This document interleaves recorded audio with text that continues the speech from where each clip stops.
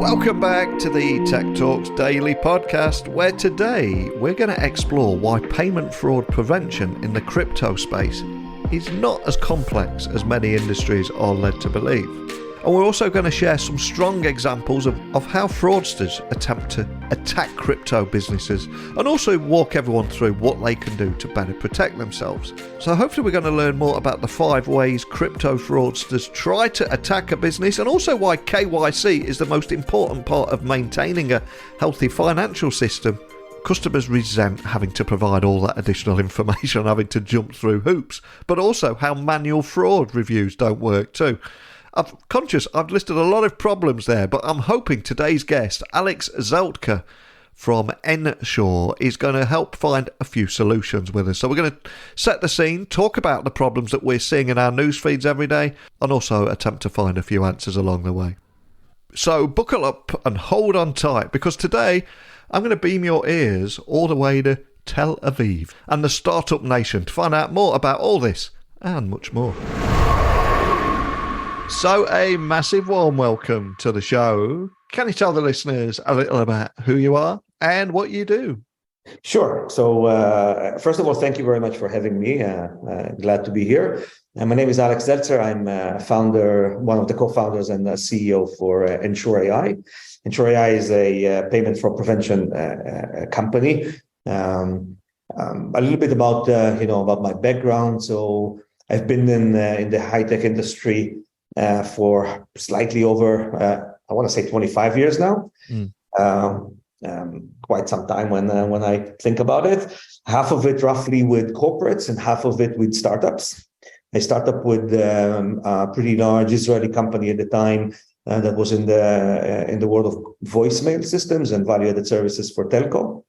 I did that for a pretty long time. I've been with them for 7-8 years. Was running a business line called Unified Messaging at the time. We were somewhere between 100 and 250 engineers throughout that period of time. I left and was hired by a company called Disclose Systems, a French company called Disclose Systems, that acquired the company in Israel and brought me on board to run it. I've turned that business into what we call Disclose Systems Israel. And there we took the business from about 30 million to almost 100 million. 96 was the actual number we closed on the last year I was there in 3 years, which was a really, really nice ride. A pretty large organization at the time. We were about 200, 250 people in Israel and about 100 to 150 worldwide selling our products. And then I ventured on to startups, actually. So first startup was a company that I've founded together with the management team at Disclose Systems Israel. So we kind of launched a company together, a company called Artisan that was a marketplace, not a marketplace, an online farmers market, let's call it that. Really a grocery delivery service that instead of using the large chains or the large, food conglomerates, was actually acquiring all the products from small farms and producers around town. We did that for Dallas, Chicago, and Denver. So deployed in all of these metros. We had 200 to 300 different vendors in each, including all the, cooler space required and the refrigerators and the trucks and the people and the drivers and the warehouses. A pretty large organization at the time. We were delivering hundreds of thousands of orders to tens of thousands of families. Scaled it pretty nicely, sold to a couple of grocery chains in the US. I moved with the family, by the way, when the business grew. I moved with the family and lived in Chicago for 3 years. Came back to Israel after we sold it and was hired. Intended to take 6 months off, but was hired 3 days later, unfortunately, to run a gift card, a marketplace in Israel. So a company that allowed you to sell gift cards that you didn't need to people who wanted to get them for a discount, basically. Did that for a while. That's where we actually encountered the issue of payment fraud and realized how difficult it is to sell digital gift cards online. And we can go a little bit deeper into that. decided to invest heavily in creating our own solution because there was nothing that was providing a good enough solution or an efficient enough solution for that. Realized how much stronger it is than other tools that are around there, and decided to spin it out. So brought external cash from investors, acquired the technology and the team, and created nSure.ai based on that. And that actually happened about 4 years ago in March of 19. And ever since, I've been with nSure. So, that's the journey so far. Wow, what a journey that's been. And you never did get your 6 months off, did you? You're straight back in there. And of course you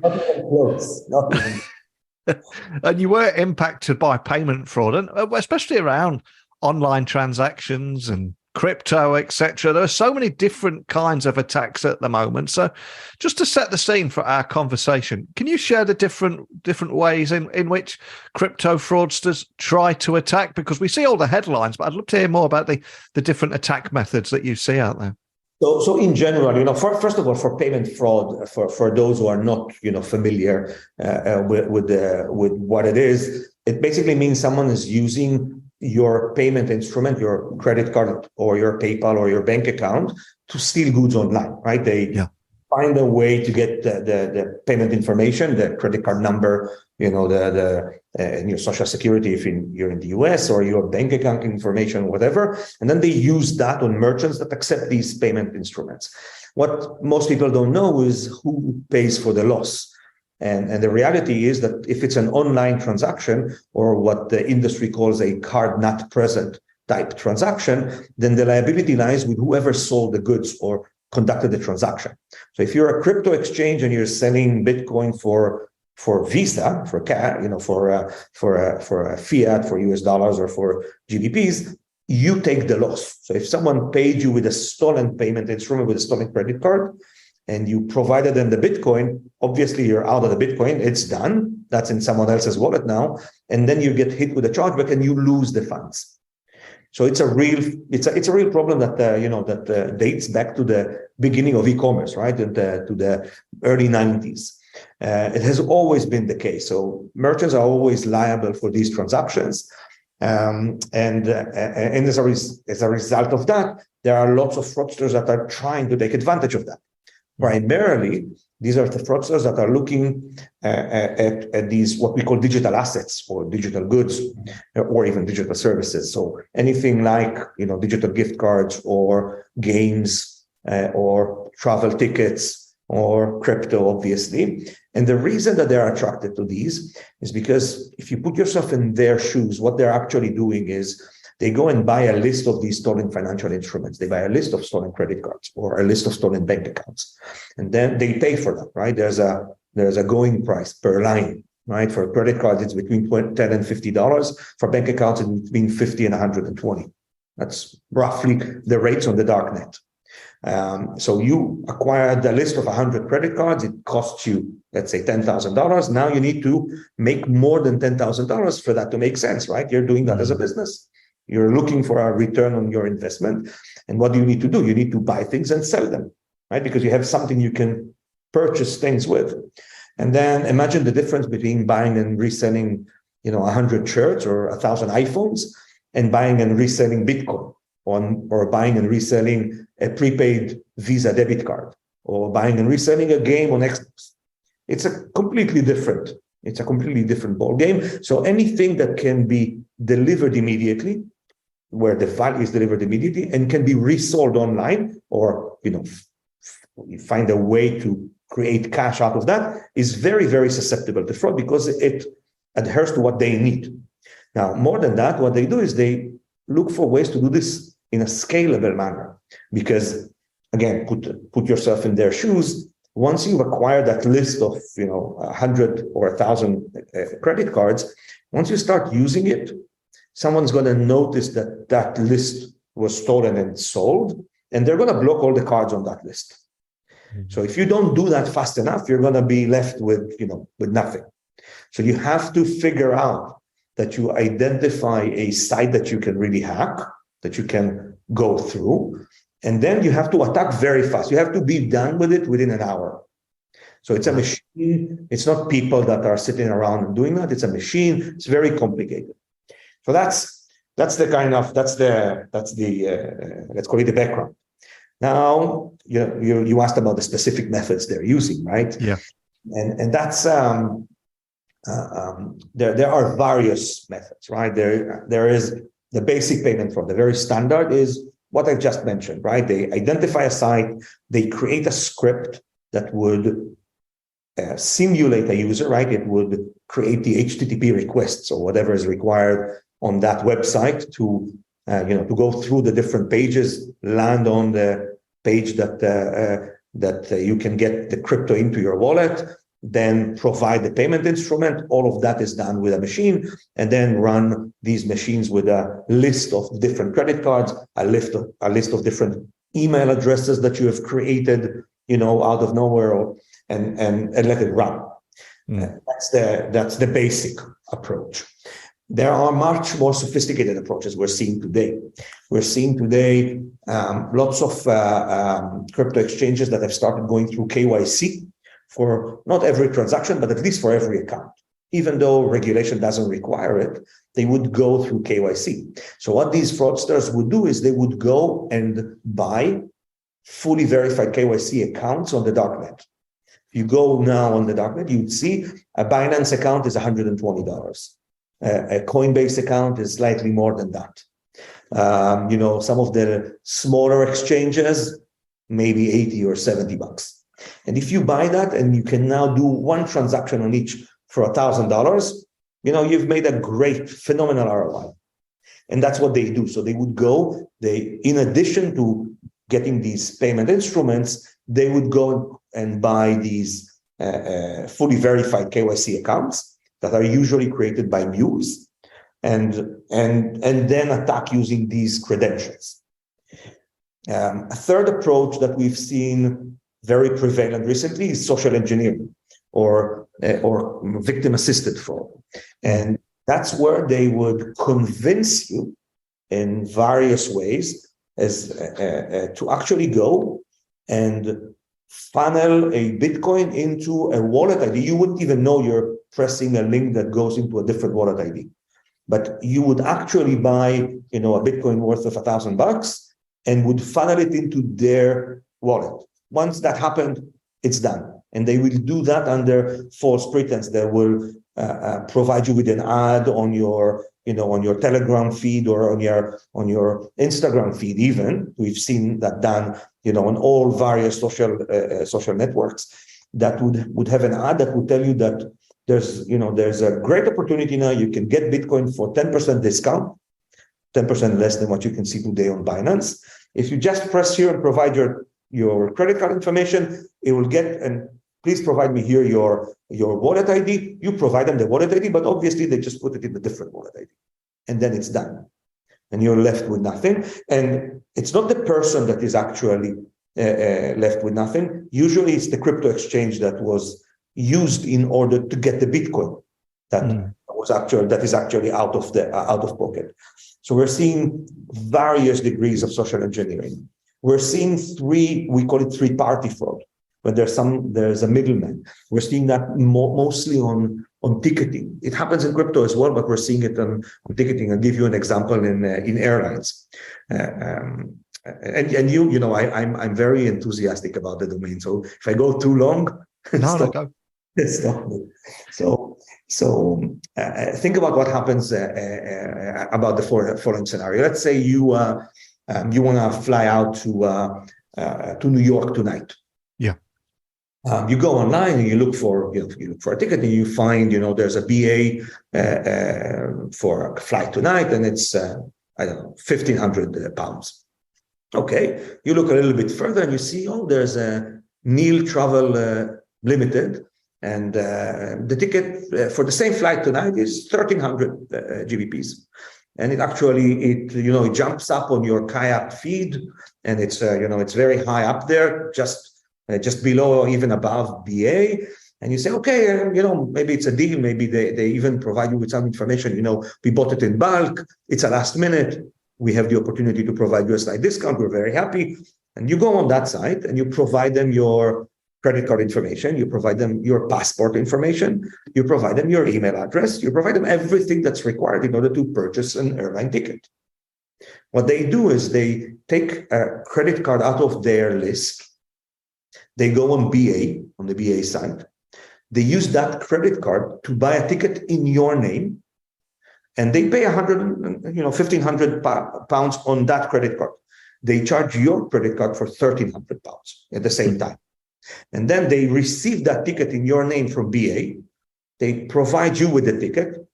You fly tonight to London for 1,300. You're very happy. And then 3 days later, whoever that stolen credit card was for, whoever owned that credit card that was stolen, is charging back British Airways saying, hey guys, I didn't fly to New York, on Monday night. I wasn't there. So please refund my 1,500 bucks, my 1,500 GBPs. And they actually have to do that. Now, if you would do that for 3 weeks from today, usually the chargeback would hit before all of that happens, and you wouldn't fly, you the original, and you would hit a chargeback for 1,300. Otherwise, you, the guy who flew for the 1,300, you don't even know that there was a problem. Yeah. You went on the flight, everything's okay from your perspective. Only BA gets, the 1,500 GBPs eventually, and that site that was created is a machine. Again, it's not people that operate it. It's a machine. They put it up. We've seen fraud patterns like that get 150, 200 grand a day for one for OTAs and online travel agent for one OTA, and then the site is gone.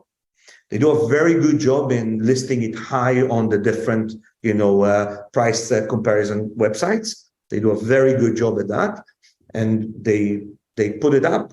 A day goes by, they make their 150 grand, and they're gone. And there's no way of tracking them, right? It's all done through proxies and VPNs and whatever. Usually, if you don't go above a certain threshold, no one's going to go after you. It's not worth it. Wow, that's incredible. I had no idea, in particular, that the merchants always foot the bill. And you also mentioned a few moments ago there about KYC, and I know this is an area that you're passionate about too. So can I ask that you share your experience with KYC and possibly why it could be broken too? Yeah. So first of all, I have nothing against KYC. That's important, right? Know your client is a procedure that has been introduced for anti-money laundering. I think it's essential, and it's doing a pretty good job there. However, in the crypto industry, it's for some reason it's regarded as a good payment fraud prevention mechanism, and unfortunately, it isn't. It was never meant for that, and it was considered that because the common sense is that in order for you to prevent payment fraud, what you need to do really well is what's called identity verification. And again, the common sense says if you have a payment instrument in front of you, if you verify that the person behind the transaction is the rightful owner of that credit card, you're safe. Everything's good. That's the common sense, and it's true to a certain degree.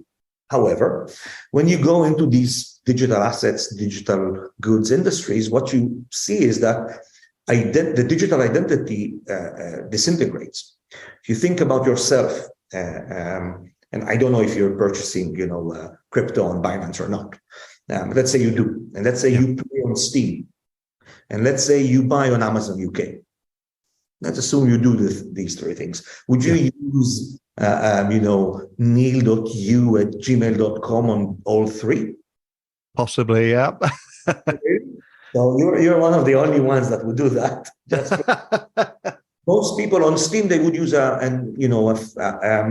would use an avatar. They would not use their personal email. Yeah. On Amazon, yes. On Amazon, you would use your first name, last name, Gmail. That's good. Most people on Binance and on Coinbase, they would not use that. They would use another email. And it's more than that. Would you need your physical address?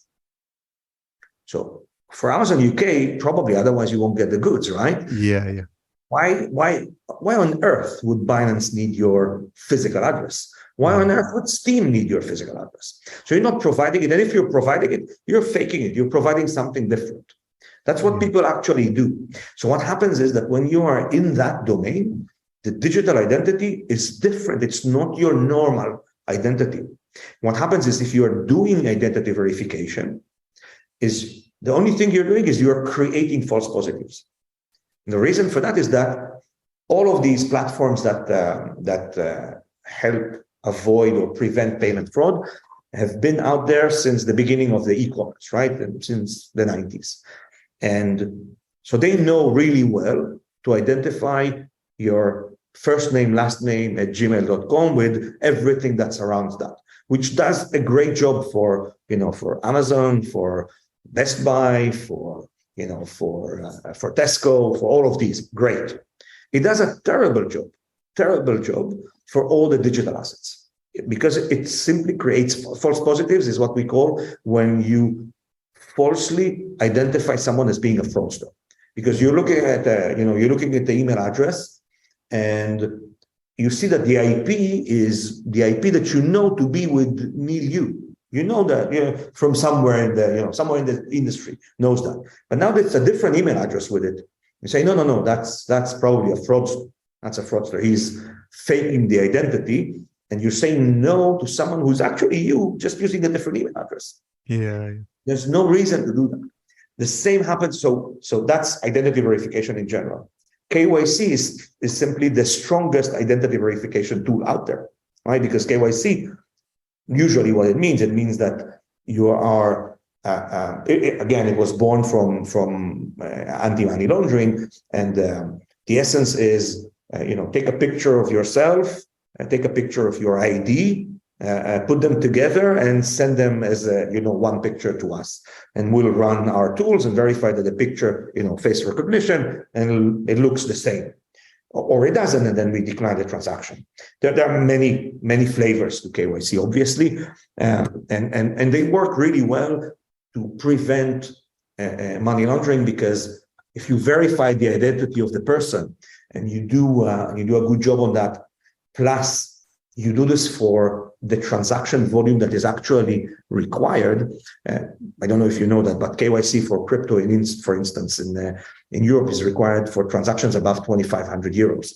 In the US, for transactions above $3,000. So if you do that for these type of transactions, then you're really helping prevent money laundering, because no one's going to try to money launder $100 at a time. That's very tedious. That's difficult. When you try to do that for $100 transaction for someone that heard about crypto, someone told them it's a good thing, you should go and invest in it, and when you see that, then what normally happens is that people would try to go through it, say, yeah, let's try for $100. I'm not going to spend $3,000 the first time I'm buying crypto. I don't even know what it is. I'm not a savvy user. So they're trying to do that. And then they go through all these hoops and loops, telling them, take a picture of this, take a picture of that. No, the background was too light. No, you didn't have enough light on your face. Please turn to the left. Yeah. That's it. You're gone. You're not doing that for $100. So what happens here is, one, you're declining the people that are trying to, you're missing on this, taking the masses to crypto, right? Because your everyday Joe that is trying to get on crypto, you're putting a much too high a barrier for him to go through. That's one thing. The other thing is, what happens is the fraudsters that know that that's what you're doing, they're not going to use their own identity, right? They're fraudsters. What they're doing is they go in the darknet, they buy an account. It's worth it for them to pay these $100 or whatever for that account. And then they use that identity and they provide you. They already have an account that has gone through that verification process. Then they shift the payment instrument internally, and that's it. And then you're left with the charge by coming back. So all in all, when you look at KYC and what it does for crypto, it does a great job for money laundering. And I think, and there's no question whether it has room there and has a purpose there. Once you're starting to use that as identity verification to avoid payment fraud and use that on all of your transactions or all of your accounts, you've completely missed the game. And what we've seen is two things. Number one is KYC creates a 25% drop in the funnel, roughly. So 25 of the people that go in don't come out. That's one. And number two is, from all the payment fraud we're seeing in crypto today, so all the chargebacks we're seeing, 76% come from accounts that were fully verified through KYC. Wow. Which means basically there's completely no point doing that unless it's required. Where it's required by regulation, it's required. There's no question. You do what's required. If it's not required, there's no point in doing it. You're only shooting yourself in the foot. You know you're going to decline good clients, and you know some of them are going to be fraudsters. Those that are fraudsters, they're going to go through the KYC like butter. Wow, that's just insane, man. That's quite mouth-watering, some of the things you said there. And of course, another alternative is employing a team of fraud detection experts.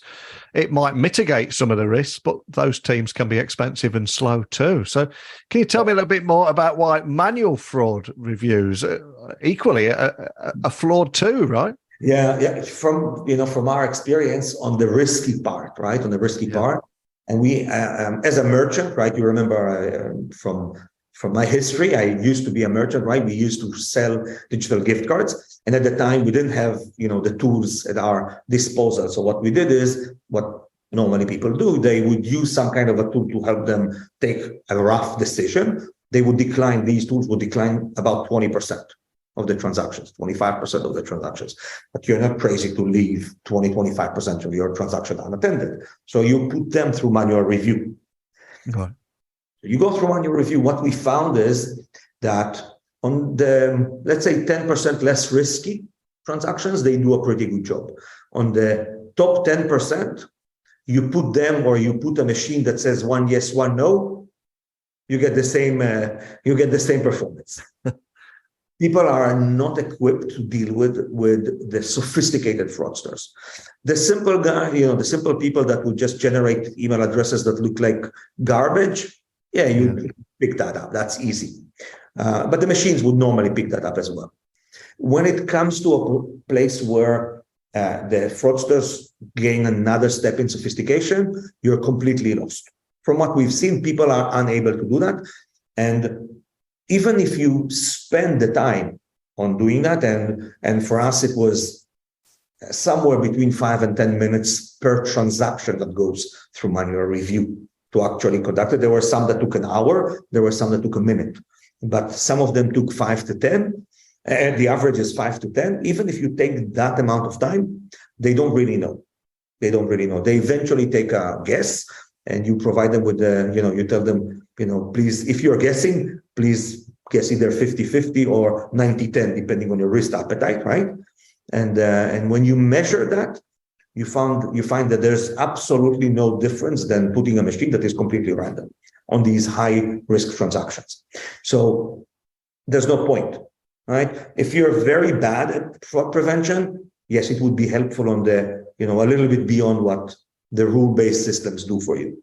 Beyond that, there's no point in putting people in place. It used to be the case, 10 years ago. The fraudsters have gone through a significant amount of improvement since. It's very, very difficult to detect in the human eye. Very difficult. And I'm conscious we're painting a slightly bleak picture here, so I'd love to break some myths. So can you talk about why crypto fraud prevention isn't actually as hard as it looks? Because we've talked about a lot of the problems there, but as I was reading before you came on the podcast, it shouldn't have to be as hard as it looks, should it? It doesn't have to be. No, it doesn't have to be. You need to figure out, how to deploy your tools, right? There are different tools. We're not the only one, right? There are tools you can deploy. You need to, first of all, you need to have your strategy in place and understand that if you're declining too much, you're shooting yourself in the foot, and figure out that what you need to measure is not your fraud rate, really, but your decline rate. What we've seen crypto exchanges that decline 55% of their potential clients, 55% of the people that provided a payment instrument. Not, it's not a general population. People that have made the decision to purchase, 55% of them are declined. It's insane. The first thing you have to figure out is, what's your strategy in this space? Make sure you're looking at what you're declining. The second piece is be aware that trying to manage a machine with rules and defining, if the person is coming from one place and the credit card is issued in another place and, his IP is in a third place, don't accept the transactional stuff like that. You're doing that, the sophisticated fraudsters are gonna identify that very easily and circumvent it. The only thing you're left with, again, is false positive. So trying to put in place tools that use rules in order to make decisions, it's not going to work. You have to let go to a certain degree and employ techniques that utilize machine learning, because that's the only mechanism we have to our disposal today technologically that can look at hundreds and thousands and tens of thousands parameters in real time and take a decision, because people can't do that in real time. It takes them way too long to go through all of these. The combinations are too complex. And if you're not doing that, and the fraudsters are capable enough to identify the 3 or 4 elements you're really looking into, simulate them, and then go through. If you're doing that on tens of thousands of parameters, it becomes a very complicated problem for them to simulate as well. So it's really about putting in place tools that are one level more sophisticated than the tools that they're using, and it's a never-ending arms race. You should be aware, again, as a strategy, once you've deployed a certain, we have a saying in our fraud team, once you've deployed a model, it's obsolete. Yeah. Immediately. So I think it's the third thing. Make sure you're using a fraud prevention technology that is based on artificial intelligence and machine learning, so that it can actually adapt to what the fraudsters are doing. And in my opinion, number 4 is be cautious of identity verification and always use what we call behavioral analytics. And again, as I mentioned, we're not the only company doing that. Use whatever you can find out there that does behavioral analytics. Behavioral analytics is what helps you identify anomalies in different behaviors. I'll give you an example of something that we do, and other people can employ as well. So you remember the attacks are scalable, right? So there are machines that are generating them.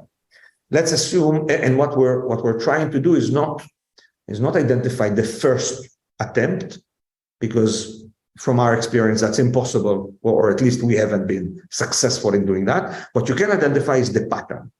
You can say, after a few transactions, you can say, okay, I got it. This is a pattern. I'm going to block the pattern. I'll give you an example of a simple case. Let's say we're monitoring the time it takes you to place, a Bitcoin into your cart. Let's call it, just before you actually conducted the purchase. Let's say we're tracking that, and it takes.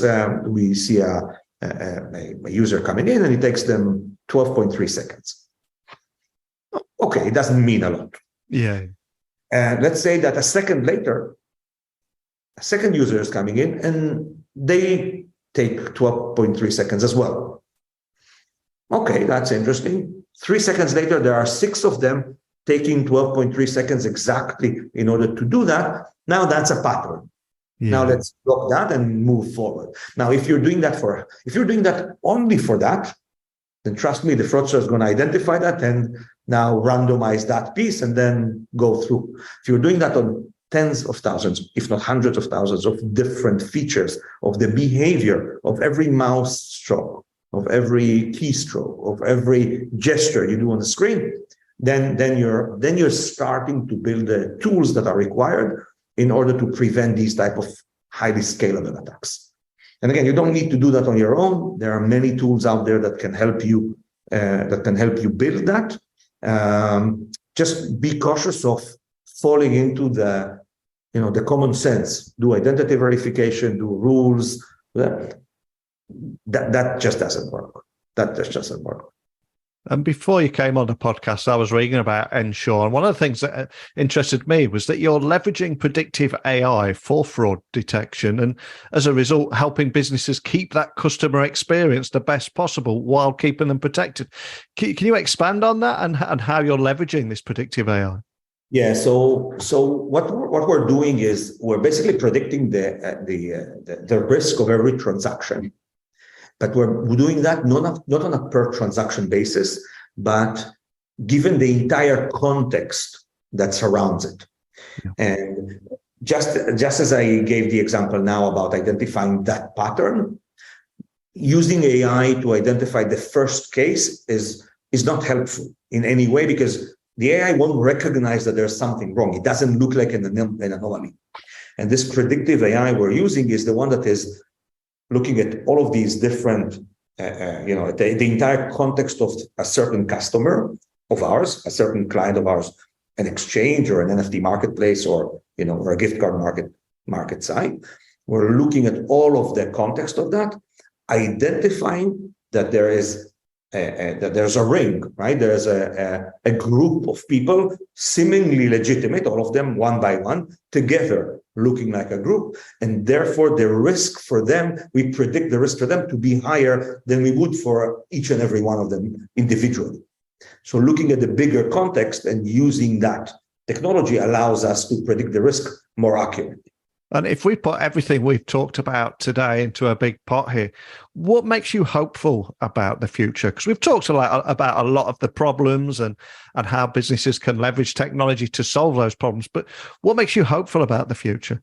The main thing that makes me hopeful is seeing the pain for our clients, right? Mm-hmm. So I think that necessity is, as you call, mother of all inventions, right? There's a saying, right? So the pain is today high enough and strong enough for most of these large exchanges for them to do something about it. I think that if you look at 4 or 5 years ago, not at the last bull run, but the one before that in 16, 17, if you look at that, they could charge 15 points as a margin, as a spread, because the Bitcoin would change 15% in an hour. Yeah. If you charge 15% as a markup, it's noise. And if you charge these 15%, you don't really care if you have a percent of fraud, and if you're declining 15% of the people. You don't care. Number one. Number two, if these are all early adopters, they will go through all of these hoops and loops. And you can afford to put the friction. You can afford to have the fraud because the margin is very high. Okay. So even though the size of the problem is maybe the same, the pain is not. Today, what happens is you're going more and more mass scale, right? You're mass market. You're seeing more and more everyday Joes trying to get in.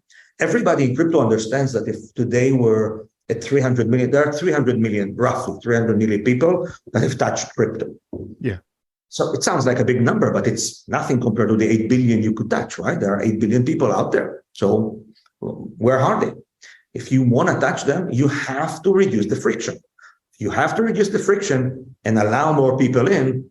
You're going to accept much more fraud. Now there are many more players out there. Your margins are not 10, 15%. They're maybe 3, 4%. You cannot afford to have 1% of fraud and declining of 20%. So the industry changes, it shifts, and the pain's becoming strong enough. And when the pain's strong enough, we'll solve it. There's no other choice. So the fact that it has reached that point means that it will be solved, whether by nSure that we're there to help anyone, or whether by someone else. There's no question in my mind. And what about yourselves at nSure? What is your big focus this year? Is there anything that you can share, especially for people listening in, wanting to find out more what they can expect from nSure this year? Is there anything you can share? Yeah, sure. So we've had a very successful 2022. We've tripled our revenues and our bookings. We intend to do the same for 2023. It's becoming a massive effort for us to onboard the clients. It's now more about our ability to execute and our ability to sell. It's becoming more about our ability to execute and our ability to sell. And then as a result of that, we're creating more and more tools in our portfolio to help us cope with the levels of fraud we're seeing. Because as I mentioned, as soon as you're out there with a model, it's obsolete. People are doing whatever they can in order to find ways to overcome it. And then you need to come up with another model. So we're putting in place a lot of tools to help us automate these processes. We're doing a lot of what's today called automated machine learning. So we're doing a lot of that in-house today. We're doing a lot in order to help. One of the things I think we do pretty uniquely is we try to make sure that the fraudsters feel the pain when they're attacking a merchant that we're protecting. Normally, what happens with fraudsters, if let's say you're a very good payment fraud prevention solution and you're protecting your merchant, the main thing you do is decline the fraudsters. That's the main thing you do. And from our experience, once you decline a fraudster, nothing from his point of view, nothing happened. They go elsewhere. They try again. If you can find a way to make it painful, that could be interesting, because then they would go elsewhere. What we've done is we've implemented a few offensive measures, something we've learned from companies in cyber. Cyber has been using offensive measures for a while. I won't share the details, obviously, but we're employing a number of offensive measures today and are deploying more of these so that when a fraudster attacks a site that we're protecting, they're going to feel the pain. We're going to burn their cards. We're going to find ways to cause them to waste time, et cetera, et cetera. So these are the areas that we're going to invest heavily in, is automating as much as possible our ability to stay ahead of the curve, to stay ahead of the fraudsters, deploy more and more machine learning models automatically and create automatic learning on one hand, and deploy a lot of offensive measures to help protect our merchants. Wow, I absolutely love chatting with you today. We've covered so much in a short amount of time, and I can't thank you enough for sparing your time and having that conversation with me. So I'm going to see if there's something we can do for you now. And some of the biggest names in business, VC funding and tech have either been guests or listened to this podcast. So before we go, I'm going to ask you now, is there a person that you'd love to have a private breakfast or lunch with, and why? Because he or she might just be listening to this and we might be able to manifest something. But who would you choose and why? I didn't realize it has to be someone that I could actually have breakfast with. It's someone I can't have breakfast with, or I will be able to have breakfast with, but hopefully in a very long time when I'm gone. So I have to give it some more thought if I have to answer that, but I'll give you the original answer I intended to give. My original answer was one of the presidents in Israel that passed away years ago. His name is Shimon Peres. I think he's pretty well known in throughout the world, and the reason for that is that he was a real visionary. He usually saw things in decades. Not in months or years, but really things that take decades to achieve. And I don't know who has that saying, but someone said, we normally greatly overestimate what we can achieve in the short term and greatly underestimate what we can achieve in the long term. Mm-hmm. And he was a living example of that. The things that he's been able to put in motion. And I'd be very keen to understand how he selects, where to put his attention. Because I think that one of the things we as individuals are lacking is time, right? Everything else, we can find a way to get. Time is something that we are always losing. It's, every day there's a day, right? Every day you lose a day. And the question is, how do you spend your time doing something that matters? And, I've selected mine for the time being, and I believe we're doing something that is significant for the industry around us and for the world in general, because I think that, preventing fraud is important. Eventually it has an impact on all the consumers, because these costs eventually build up into higher prices and inefficiency. So I believe we're doing something good, that it would really interest me to sit together with him and hear about how he looks at things that are significantly more, impactful on the world. No, that is a beautiful answer and a lot of power in what you were talking about there. So I think it's a perfect answer for me. So we'll let that stand. And before I let you go, though, for anyone listening, just wanting to find out more information about nSure, connect with your team, keep up to speed with things. There are that many different domain names out there. Could you just point everyone listening into the right direction of your website and how people can contact you? Sure. So the easiest way is www.nSure. nSure is nSure.ai. That's the easiest. And you can look us up on LinkedIn as well. Everything, we're always there listening to everything people have to say. Awesome. And we covered a lot there, like I said, from the ways that crypto fraudsters try to attack, why KYC is the most important part of maintaining a healthy financial system. However, customers resent having to provide all the information requested if it doesn't work properly. And of course, manual fraud reviews don't work, but you provided so many good workarounds there and so much hope for the future. And just a big thank you for taking the time to sit down and share your story today. Thank you. Thank you very much, Neil. I appreciate it. So today we talked a lot about the problems, also provided a few solutions, and I also learnt a thing or two as well. But I'm curious, what did you take away from today's podcast? Do you have any additional insights you'd like to add to today's conversation? You know the drill by now. Email me, techblogwriter@outlook.com. Let me know your thoughts. We'll keep the conversation going. But I'll be back tomorrow with another guest. We'll tackle a completely different topic and learn more about how technology is solving real-world problems. But just a big thank you for listening today. And until next time, don't be a stranger.